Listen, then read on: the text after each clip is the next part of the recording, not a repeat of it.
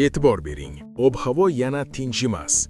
Ertaga 30-yanvar ayrim hududlarda yog'ingarchilik, tuman va xavfli yo'l sharoitlari kutilmoqda. O'zgidromet ertangi kun uchun ob-havo ma'lumotlarini e'lon qildi. Birinchidan poytaxt. Toshkentda ob-havo o'zgaruvchan bo'ladi. Yog'ingarchilik kutilmaydi, faqat kechqurun qisqa muddatli yomg'ir yog'ishi mumkin.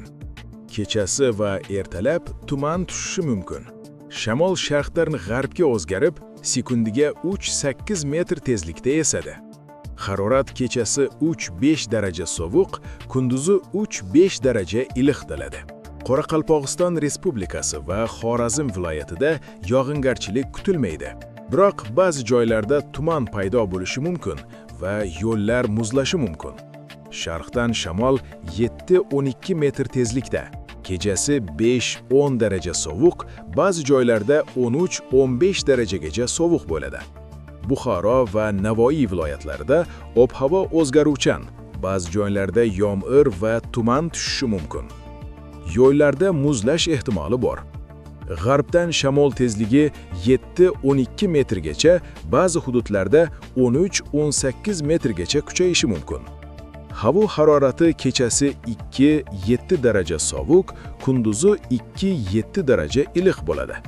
Toshkent, Sirdaryo, Jizzax va Samarqand viloyatlarida ba'zi joylarda yomg'ir va tuman tushishi mumkin.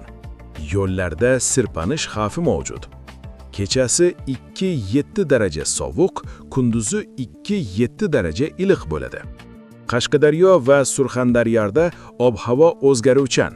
Ba'zi joylarda yomg'ir, tuman va muzlash ehtimoli bor.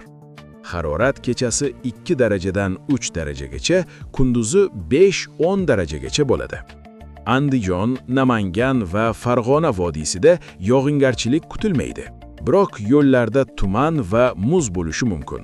Shamol sharqdan sekundiga 5-10 metr tezlikda esadi.